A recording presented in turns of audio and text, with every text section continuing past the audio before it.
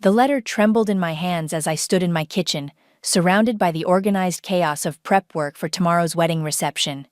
Yellowed and creased, it was written in my brother's messy teenage scrawl. "I promise I'll help pay for culinary school when I make it big, sis. You're the best cook ever." I'm Jade, and that promise died 15 years ago, just like most of Brent's promises do. The irony of finding this letter today, of all days, wasn't lost on me. My phone buzzed again, the 8th time in the last hour. I knew it was Brent without looking. Finally, I answered. "Where have you been? I've been calling forever." His voice boomed through the speaker. "Working, Brent. You know, that thing people do to earn money?" I balanced the phone between my ear and shoulder while piping delicate rosettes onto a trial cake. "Perfect timing then. I need you to cater my housewarming party next weekend. Nothing fancy, just your usual spread. Maybe those mini crab cakes everyone loves?" I stopped piping. "Next weekend? Brent, I'm booked solid through the next month." "Come on, Jade. It's family. You can move some things around. This is important. I've got potential investors coming. You know how crucial first impressions are." The rosette I was working on collapsed under excessive pressure from my hands. My business isn't just a hobby I can move around. These are paid contracts. "But family comes first, right? Mom always says that." I laughed bitterly. "Funny how family only comes first when you need something from me." "Don't be dramatic. Remember when I helped you move last year?" "You mean when you showed up 3 hours late, moved 2 boxes, and left early for a golf game?" "That's not fair. I had commitments." He paused. "Look, this is really important. I'll pay you, well, cover the ingredients at least. Family discount, right?" My kitchen timer buzzed, saving me from responding immediately. I pulled out a tray of test appetizers I'd been working on for next week's wedding. The same wedding I'd have to reschedule if I agreed to Brent's demands. "How many people?" I heard myself ask, hating that I was even considering it. "Just 50 or 60, maybe 70 tops. Nothing you can't handle." I closed my eyes, calculating the cost, the time, the staff I'd need. "Brent, that's a $3,000 event minimum." Jade, come on, you're family. I just bought this house. I'm stretched thin as it is." "So am I. Do you have any idea what my overhead costs are? The staff I need to pay?" "You're being selfish. Mom will be so disappointed." There it was. The guilt card. I glanced at the old letter again, still lying on my counter. Something inside me snapped. "Fine," I said flatly. "Next Saturday, send me the details." "You're the best, sis. I knew I could count on you. Mom was right. You'll never let family down." After hanging up, I stared at my phone until a text from Kent, my boyfriend, lit up the screen. "Still on for dinner?" 20 minutes later, I was sliding into a booth across from Kent at our favorite diner. His smile faded as he saw my face. "Brent again?" I nodded, picking at my napkin. "I just found an old letter where he promised to help pay for culinary school. Remember how that turned out?" "You mean when he bought that luxury car instead?" "The very one. Now he wants me to cater his housewarming party. 60 people. For free." Kent reached across the table, taking my hand. "And you said?" "What I always say, yes." I pulled my hand back, grabbing my phone as it buzzed with Brent's detailed demands. "Jade, I know, but you don't understand the guilt trips, the family pressure. Mom always takes his side. Maybe it's time they learned what it's like without you always saving the day." I looked up from the increasingly demanding text messages. "What do you mean?" "You've got that vacation time saved up. We could go somewhere. Next weekend, maybe?" "Kent, I couldn't possibly." My phone buzzed again. Another message from Brent. "Actually, might be closer to 80 people. No big deal for you though, right? Family first." I stared at the message, then at Kent's concerned face, then back at my phone. The old letter flashed in my mind, along with years of broken promises and taken-for-granted favors. "You know what?" I said slowly, a plan forming in my mind. "Maybe it's time for a beach vacation. Kent's eyes widened as he caught my meaning. Are you serious? I picked up my phone, pulled up a travel app, and started browsing flights. Family first, right? Maybe it's time I put myself first for a change. You did what? Vada nearly spat out her coffee across my kitchen counter. 3 days had passed since I'd booked the beach vacation, and I'd finally worked up the courage to tell someone. Booked a non-refundable trip to Cancun for next weekend. I continued prepping for today's corporate lunch delivery, trying to sound more confident than I felt. The same weekend as Brent's party? She leaned forward, eyes sparkling. Girl, I've been waiting 15 years for you to stand up to him. I haven't exactly told him yet. I focused on chopping herbs, avoiding her gaze. Or anyone in the family. Oh, this is delicious. Better than these amazing appetizers you're making. She popped another sample into her mouth. So, what's the plan? Before I could answer, my phone rang. Mom's face lit up the screen. Speaking of family, I showed Vada the phone. She made a go-on gesture. Hi, Mom. Jade, honey, I need you to add 10 more people to Brent's party list. Some important clients of his. I put down my knife. Did Brent ask you to call me? Well, yes, but why couldn't he call himself? He said you weren't answering his texts. Don't be difficult, Jade. This is a big opportunity for him. I caught Vada rolling her eyes dramatically. Mom, every opportunity is big for Brent. Remember my restaurant opening last year? The one he skipped for a pickup basketball game? That was different. He had commitments. And I don't? My business isn't just a hobby, Mom. Nobody's saying it is, but family comes first, I finished. Yeah, I know. After hanging up, I gripped the counter until my knuckles turned white. Vada slid over and wrapped an arm around my shoulders. You know what the worst part is? I said. Last month, Brent convinced Dad to invest in some sketchy crypto scheme instead of my catering expansion plan. Didn't even let me make my pitch. Time to rip off the Band-Aid, Vada said. Show them what life's like without their reliable Jade. My phone buzzed with a text from Sophia, my niece. Mom says they're being difficult about Uncle Brent's party, but I get it. He can be a real dick sometimes. I smiled, showing Vada the message. At least someone in the family sees it. Speaking of seeing things, Vada pulled up a real estate website on her phone.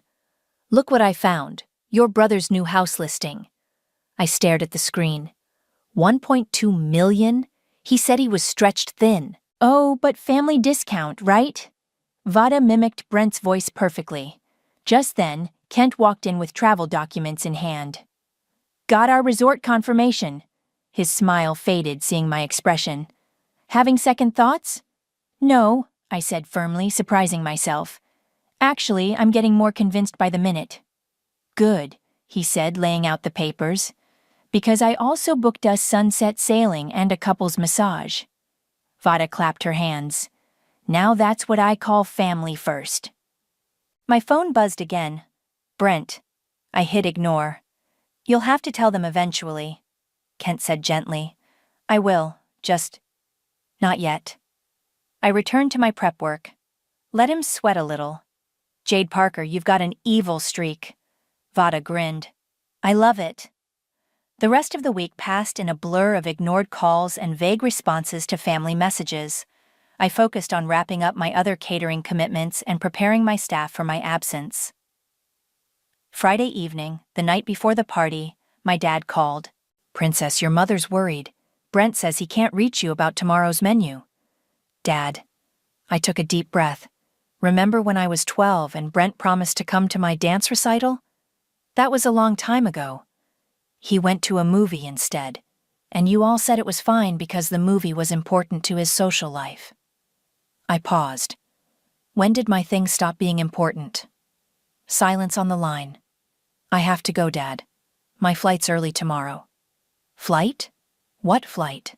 Give Mom and Brent my love. I hung up, hands shaking. Kent found me sitting on our packed suitcase, staring at my phone. Having a crisis? He asked. No, I said, standing up. For the first time in forever, I'm having clarity. My phone lit up with a final text from Sophia. Whatever you are planning, I'm here for it. Give 'em hell, Aunt Jade. I turned to Kent. You know what? I think it's time to put my phone on airplane mode. For the whole week. That's my girl, he said, pulling me close. Ready to put yourself first? I looked around at our packed bags, the travel documents, and finally at my silent phone. More than ready. Let's see how family first works without the family doormat. The next morning, as our plane took off, I imagined Brent waking up to his perfect party day. He had no idea what was coming, and for once, I didn't feel guilty at all. The morning sun streamed through the airplane window as we reached cruising altitude. Kent squeezed my hand as I stared at my phone one last time before switching it off. Last chance to back out, he said softly. I showed him my screen. 37 missed calls and counting. No turning back now. The flight attendant stopped at our row. Mimosa. God, yes, I said, accepting the glass. Make it a double. As I sipped my drink, my mind wandered to what must be happening back home. It was 8 a.m. Brent would be waking up to his perfect party day, probably expecting his reliable sister to have everything under control. My phone buzzed one final time before I turned it off. A voicemail from Mom. Jade, honey, where are you? Brent says he can't reach you about the setup time. Call me back immediately. Kent took my phone gently from my hands and slipped it into airplane mode. Time to relax. 3 hours later, we stepped into the warm Mexican air. Palm trees swayed in the breeze, and the ocean sparkled in the distance. As we waited for our luggage, I spotted a familiar face in the crowd. Vada? I gasped. What are you doing here? She emerged from behind a column, grinning. You think I'd miss this? Kent arranged it all. I turned to Kent, who shrugged innocently. You needed backup. Plus, Vada added, someone needs to document the nuclear fallout back home. I've got Sophia on reconnaissance duty. My stomach tightened. What's happening? Vada pulled out her phone, showing me a text from Sophia. OMG Aunt Jade. Uncle Brent just realized there's no food coming. He's turning purple. It's barely noon, I said. The party's not for hours. Oh, honey. Vada scrolled through more messages. He's been calling catering services all morning. Apparently someone warned them all about taking last-minute bookings today. I raised an eyebrow at Kent, who suddenly became very interested in the luggage carousel. You didn't... I might have made a few calls, he admitted. Mentioned to some industry friends that accepting a rushed booking today could damage their relationship with your catering company. Kent! What? You're one of the biggest names in the business. People listen when your company makes requests.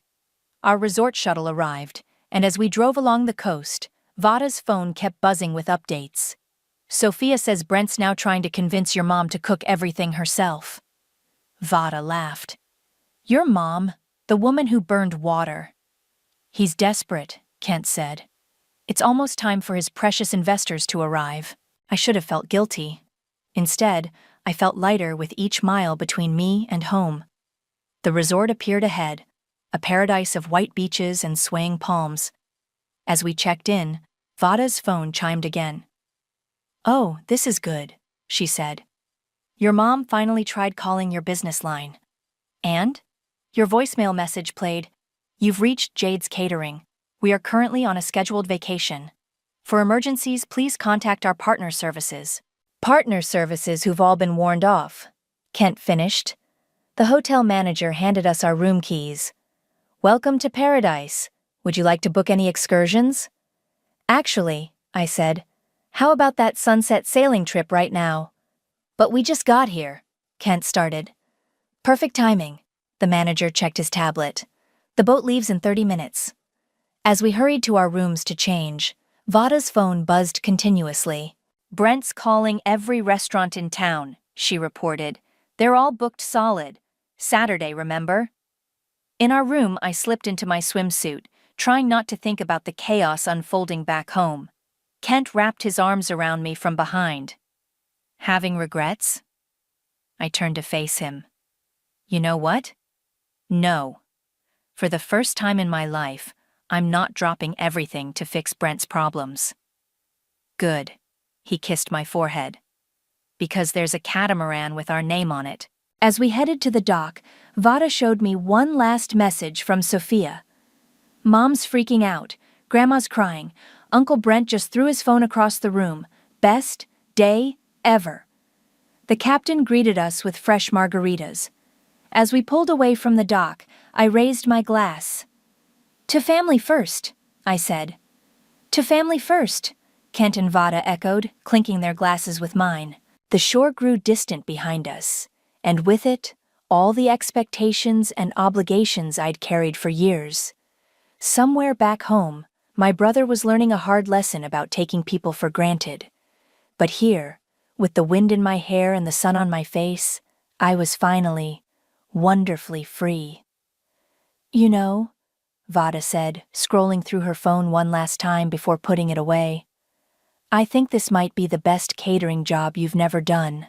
For the first time in days, I laughed without restraint. She was right.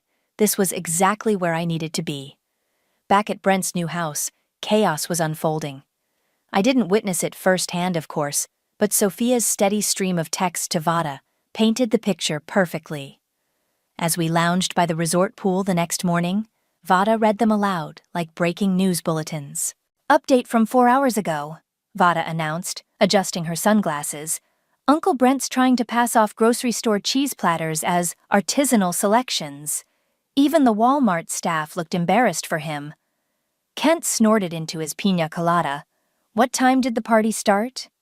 3 p.m., I said, checking my watch. So right about now, Vada's phone buzzed again. Oh my God, listen to this. First guests arriving. Uncle Brent told them the caterer had a family emergency. Everyone's asking if it's you. He's sweating through his designer shirt. Family emergency, I repeated. Well, he's not wrong. Wait, there's more. Vada sat up straight. Grandma's stress cooking in the kitchen. She found a Pinterest recipe for fancy appetizers. The smoke alarm's already gone off twice. Kent ordered another round of drinks. Should we feel bad? Ask me again after I hear about the investors' reactions, I said, but my stomach did a small flip. The next message came minutes later. The investors just arrived. Uncle Brent's trying to explain why there's only Costco cookies and burnt mini quiches. One guy just asked if this was some kind of joke. I closed my eyes, letting the sun warm my face. The guilt was trying to creep in, but I pushed it back. Remember your restaurant opening? Kent said, reading my expression. When Brent promised to bring those restaurant critics he knew? And then ghosted me because his fantasy football team made the playoffs? I nodded. Yeah, I remember. OMG, Vada read. Mom just found Aunt Jade's vacation post on Instagram. Uncle Brent's face went from red to purple to white. Pretty sure he stopped breathing for a second. I sat up. What post? I haven't posted anything. Kent raised his hand slowly. That might have been me. Just a subtle shot of our sunset sail yesterday. Tagged you in it. You're evil, I laughed. I love it. The updates kept coming as we moved from the pool to the beach bar. The investors left after 30 minutes. One of them actually laughed out loud. Dad's stress-eating all the backup chips. Mom's crying in the bathroom. Uncle Brent just announced that the real food is on its way. Pretty sure he's delirious. Then came the video. Sophia had managed to capture Brent's meltdown in the kitchen, his voice carrying clearly through the house. Where the hell is she? She's ruined everything. Everything. Does she know how much I have riding on this? Mom's voice in the background. I'm sure there's been some mistake. Jade would never... Never what? Stand up to precious Brent? That was Sophia, off camera. Maybe she's tired of being taken for granted. Stay out of this, Brent snapped. This is all her fault. She promised. Family comes first. Like when you promised to help with her culinary school? Sophia shot back. Or when you convinced Grandpa not to invest in her business. Silence fell in the kitchen. The video ended. Your niece, Vada said, is my new hero. My phone lay dark and silent on the table, still in airplane mode. Part of me wanted to turn it on, to deal with the fallout. The other part ordered another margarita. They'll get over it, Kent said, reading my mind. Or they won't. Either way, you've made your point. Vada's phone chimed with the final update of the day. Party's over. Most guests left within an hour. Uncle Brent's locked himself in his study. But get this. 3 different people asked me for Aunt Jade's business card. Said anyone who could make Brent this crazy must be worth hiring. I couldn't help but laugh. So I'm getting bookings out of this? Karma, Vada said, raising her glass. Sweet, delicious karma. As the sun set over the ocean, painting the sky in brilliant oranges and pinks, I thought about Brent's perfect party in ruins. The guilt was there, yes, but so was something else. Relief. Pride, even. You know what the funny thing is, I said, watching the waves roll in? He probably still doesn't get it. He's probably sitting there thinking I did this to hurt him, not that this is the consequence of how he's treated me for years. Want to really blow his mind? Vada grinned, holding up her phone. Sophia says she found that old letter, the one about culinary school. She's thinking of showing it to your parents. I considered it for a moment, then shook my head. Let's save that bomb for when we get back. Right now, I just want to enjoy this moment. 2 moments. Kent raised his glass. 2 consequences, Vada added. To finally putting myself first, I finished, clinking my glass with theirs as the last rays of sun disappeared beneath the horizon. 2 days into our vacation, the story exploded online. I was sipping a morning coffee on our balcony when Vada burst into our room, her phone thrust forward like breaking news evidence. You've gone viral, she announced. Sophia posted about the party on TikTok. Kent appeared from the bathroom, toweling his hair. What? I grabbed her phone. The video started with a pan across Brent's empty food tables, set with elegant platters containing sad-looking supermarket snacks. Sophia's voice narrated, when you're a rich, entitled uncle who expects your successful caterer sister to work for free and finds out she's done being the family doormat. Justice for Aunt Jade. Oh God, I groaned. How many views? 2 million and climbing, Vada said. The comments are gold. She wasn't wrong. People were sharing their own stories of entitled siblings, tagging it, Justice for Aunt Jade. Someone had even found my catering company's social media and started leaving 5-star reviews praising my backbone installation services. My phone, which I'd briefly turned on to check work emails, started buzzing with notifications. I quickly switched it back to airplane mode. That's not even the best part, Vada continued scrolling. Remember those investors? Turns out one of them is a major food critic. He posted about the disaster on his blog. She read aloud. In 15 years of reviewing events, I've never seen such a blatant display of entitled nepotism backfiring. Note to future hosts. Professional caterers are professionals for a reason. They deserve respect, compensation, and apparently, beach vacations. Kent whistled.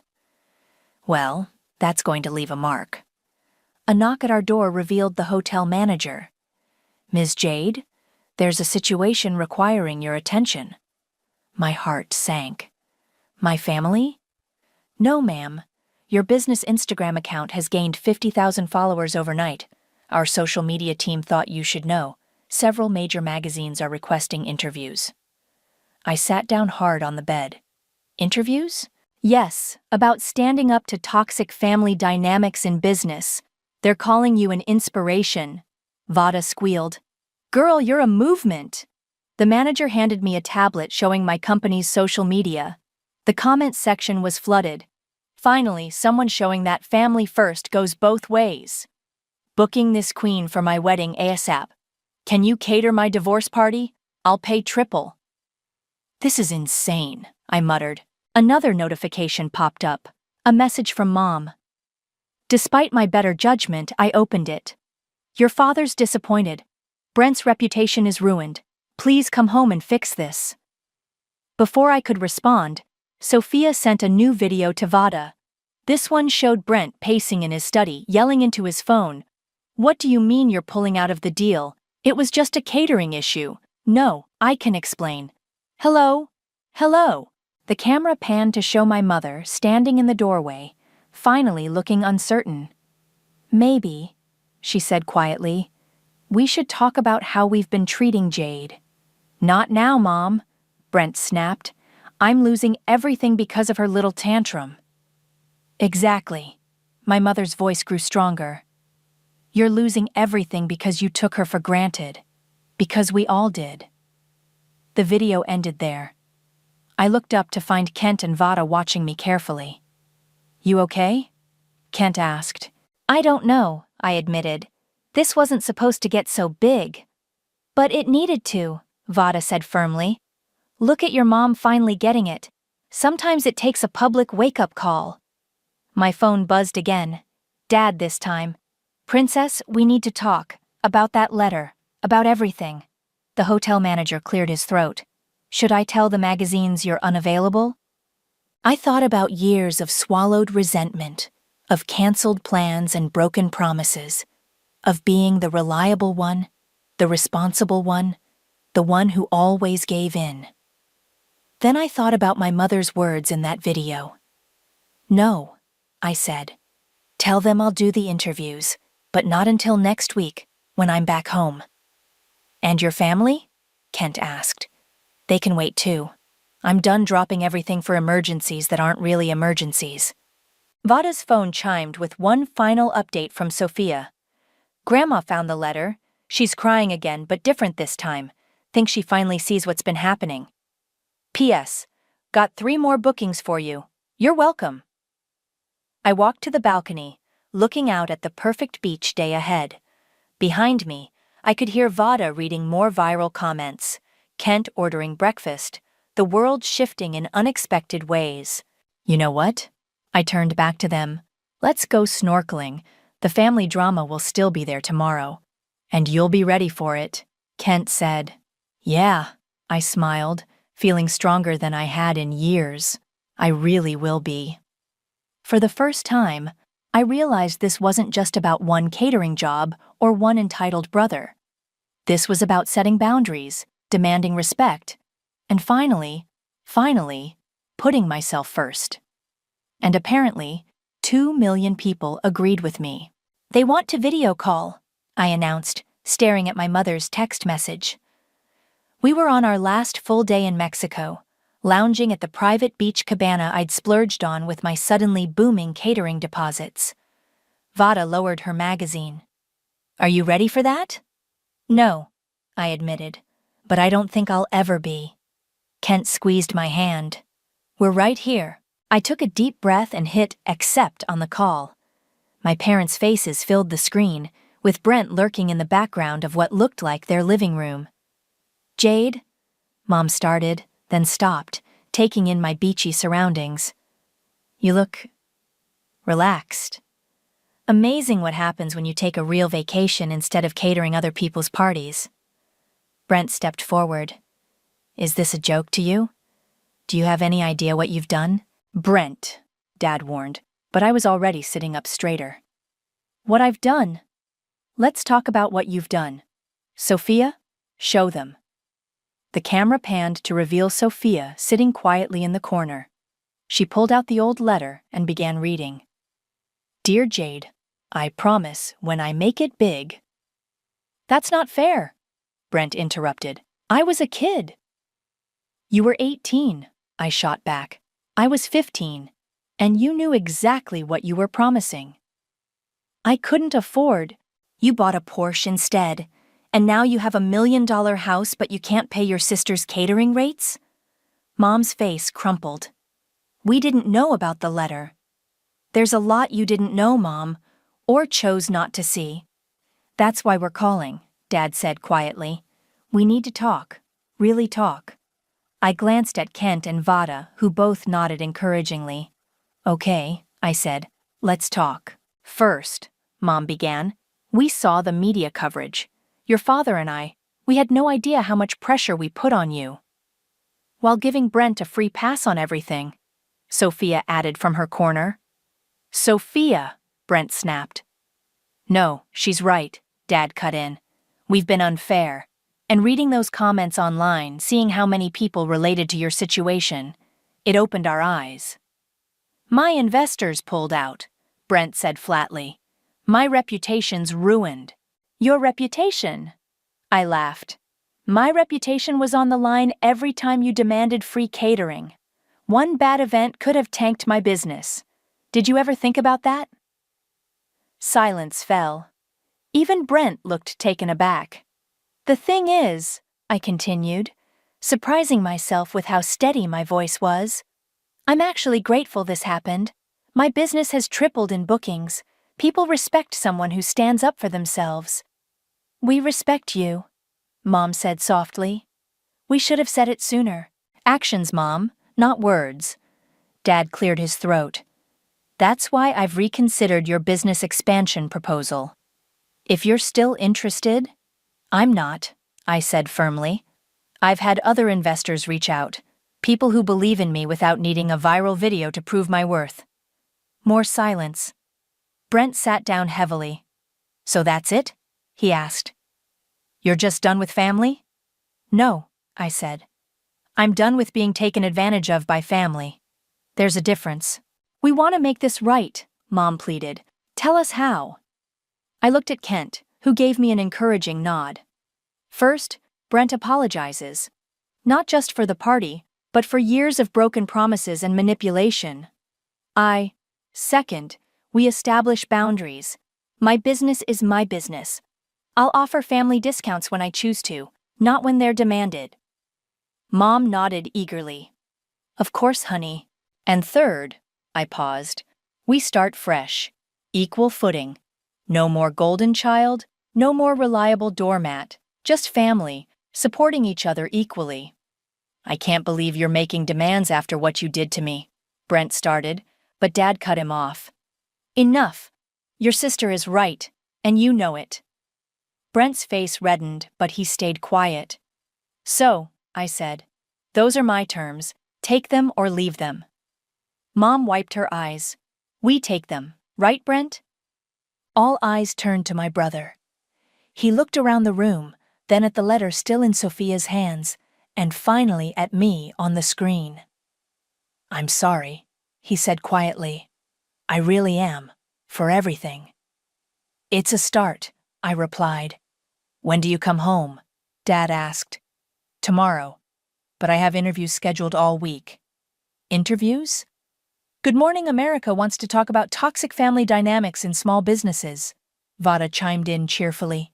She's going to be famous. Brent winced. Mom looked worried. But Dad actually smiled. That's my girl, he said, standing up for herself at last. As the call ended, I fell back against my beach chair, emotionally drained but lighter somehow.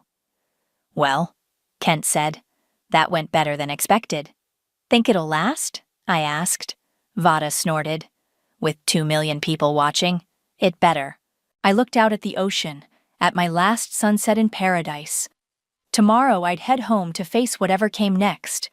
But for the first time in my life, I'd be facing it on my own terms. One more margarita?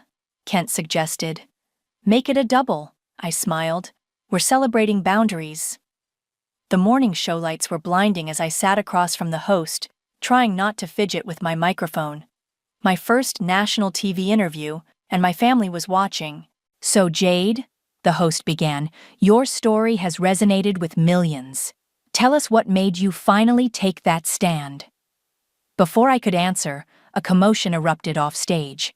My brother's voice carried clearly. I need to speak to my sister. The host's eyes widened. Security moved to intercept Brent, but I held up my hand. It's okay. Let him through. Brent stormed onto the set, his tie askew, looking like he hadn't slept. The cameras swiveled to capture every moment. You can't do this interview, he said. You can't tell everyone our family business. Sir, the host started, but I cut her off. Why not, Brent? Scared people will learn the truth? What truth? That you abandoned your family? That you manipulated me for years? I stood up. That you convinced Dad not to invest in my business by lying about your crypto scheme? The studio fell silent. Even the cameramen seemed to hold their breath. I didn't. Brent's face paled. How did you… Sophia found the emails, I said quietly. The ones where you told Dad my business was failing, that I was too emotional to handle an investment. All while you were pushing your crypto scam. It wasn't a scam, he protested, but his voice cracked. Really? Because Dad lost $60,000. Money that could have helped expand my catering business. Money that could have helped our family actually grow instead of just feeding your ego. The host leaned forward. This is an unexpected turn. Sir, would you like to respond to these allegations? Brent looked at the cameras as if seeing them for the first time. His carefully crafted image was crumbling on national television. I was trying to protect Dad's investment, he stammered. Your business was small, and I had a better plan, I finished. Like all your better plans? Like promising to help with culinary school, then buying a luxury car instead? That was 15 years ago. And you've been making promises and breaking them ever since. The only difference now is that people are finally seeing it. Movement in the wings caught my eye. Mom and Dad had arrived with Sophia beside them. Dad's face was ashen as he held up his phone, presumably showing those damning emails. Is this true? He asked Brent. Did you really say these things about your sister's business? Brent's shoulders sagged. Dad, I can explain. Explain what? Mom stepped forward. How you sabotaged your sister. How you've been playing us against each other for years. The host was practically vibrating with excitement. Ladies and gentlemen, we're witnessing an unprecedented family confrontation live on air. Turn off the cameras, I said suddenly. But, please, this isn't about ratings anymore. To my surprise, they complied. The red lights blinked off, and the studio audience was ushered out. In the sudden quiet, Brent seemed to deflate. I didn't mean for it to go this far. None of us did, Mom said. But here we are. Why? I asked him. Why sabotage me? I would have helped you anyway. I always did. Because, he whispered, you were succeeding on your own. No help, no shortcuts, just hard work and talent, and I couldn't handle it, Sophia finished. Because Aunt Jade made it honestly while you were cutting corners and manipulating people. Dad stepped forward, looking older than I'd ever seen him. I trusted you, son. With my money, with your sister's future. I'll pay it back, Brent said quickly. The crypto market will recover. Stop, I cut him off. Just stop. For once in your life, own what you did. Silence fell again. The studio lights hummed overhead. Finally, Brent spoke, his voice small. I was jealous. Of your success, your independence. Everything came so hard for me, but you made it look easy. Easy? I laughed bitterly. I worked 18-hour days. I built my business client by client while catering your free events. Nothing about it was easy. I know that now, he said. I know a lot of things now. Mom stepped between us. So what happens next? I looked at my family, really looked at them. Mom's hopeful face, Dad's disappointed one, Sophia's proud smile, and Brent's broken facade. Next, I said, we rebuild. But differently this time. With truth, respect, and actual support, not manipulation disguised as family loyalty. And the interview? The host asked from the sidelines. I smiled. I think we just gave you something better than the original story. How about we tell the truth, all of it, about family, forgiveness, and finally facing the real issues. Brent looked up. All of it? All of it, I confirmed. It's time to stop pretending. The cameras rolled again, but this time we told the real story. Not just of one catering disaster, but of a family finally confronting years of hidden truths. The autumn breeze carried the scent of my newest creation, rosemary and fig tartlets, through the open windows of my expanded kitchen. My newly hired sous chef was plating appetizers while I reviewed the final details for tonight's event. The doorbell rang. I knew who it was before opening it. "I brought wine," Brent said, holding up a bottle. Not the expensive show-off kind he used to bring, but a modest local vintage I actually liked. "Come in. I'm just finishing up." He followed me to the kitchen, taking in the new equipment and expanded workspace that Dad's recovered investment had helped fund. "Big event tonight?" he asked, watching the staff work. "Just a small family gathering." I smiled. "About 60 people." "Ah." He fidgeted with the wine bottle. "Listen, I can pay—" "It's on the house," I said, "because I want to, not because you expect it." He nodded, understanding the difference now. My phone buzzed, a text from Sophia. "Got the table set up at Uncle Brent's. The irony of having your housewarming redo at his place is chef's kiss." "Nervous?" I asked him. "Terrified," he admitted. "First time hosting since, you know." "The disaster that launched 1,000 TikToks?" He actually laughed. "Something like that." The kitchen door swung open as Kent arrived with Mom and Dad. "Everything smells amazing, honey," Mom said, then hesitated. "Are you sure you want to cater this? After everything?" "Mom," I handed her a sample tartlet. "I'm not catering. I'm cooking for family. There's a difference." Dad examined the new industrial oven he'd helped finance. "Business looks good." "It is. That interview changed everything. Turns out people respect honesty more than perfect facades." Brent winced slightly. The interview had gone viral, our family's raw confrontation resonating even more than the original story. But it had also opened doors for healing, for change, for real conversations. Speaking of honesty, Brent pulled out an envelope. "I got my first real investor meeting next week. A legitimate business plan this time. Would you look it over?" I took the envelope. "You're asking my opinion? Openly? In front of witnesses?" "I'm trying this new thing called respecting my sister's expertise." "Well," I pretended to consider it, "I do have some experience with successful business launches." "And dealing with difficult family members," Kent added, dodging my playful swat. Vada burst through the door, waving her phone. "You're trending again." "What now?" I groaned.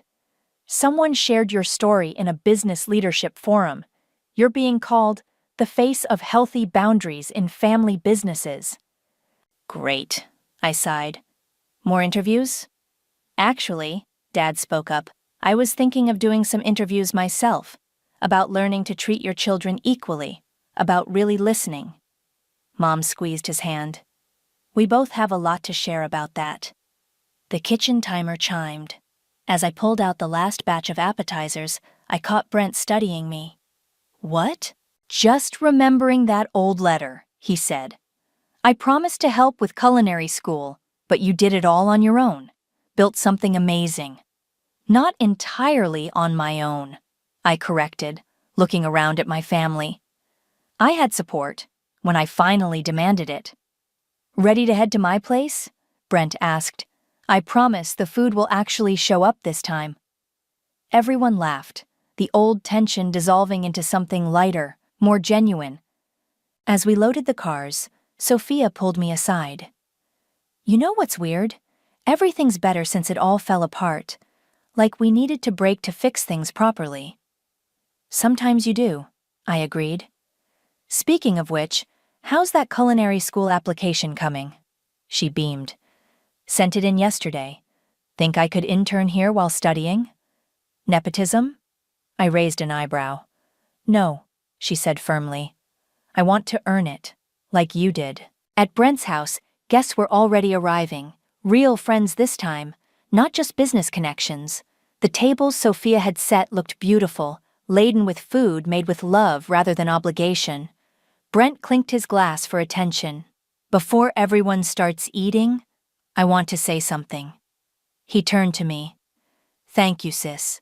Not for the food, though it looks amazing, but for having the courage to break our toxic patterns, for showing me what real success looks like. And real family," Mom added. I looked around at my expanded kitchen staff serving alongside my actual family, at the genuine smiles replacing forced ones, at the boundaries now marked with respect instead of resentment. To new beginnings, I raised my glass. And to family, the kind we choose to be, not the kind we pretend to be. The glasses clinked, the food was shared, and for the first time in forever, every smile in the room was real, including mine. This time, when family came first, it came first for all of us.